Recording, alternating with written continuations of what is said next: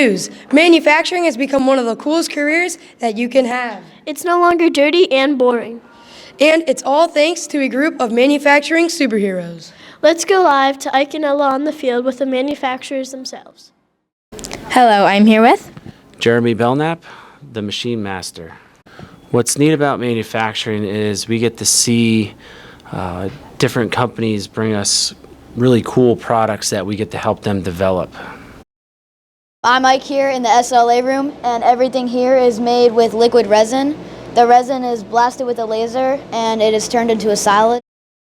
Hi, I'm Ella, and we are at the PolyJet. We are here with John Clario, the powder mage. Perfect. Now, how does this machine differ from the other machines? Well, it works kind of like an inkjet printer, but it puts down resin and then cures it with UV. All right.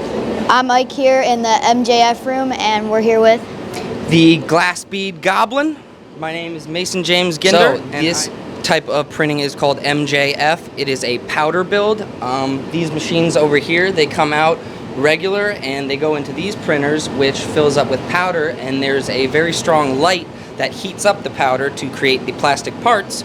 Then we pull them out of these machines, put them into the unpacking machines, and suck all the powder out. And then once that, we put the powdered parts through the dimension, which knocks all the powder off and gets them nice and clean.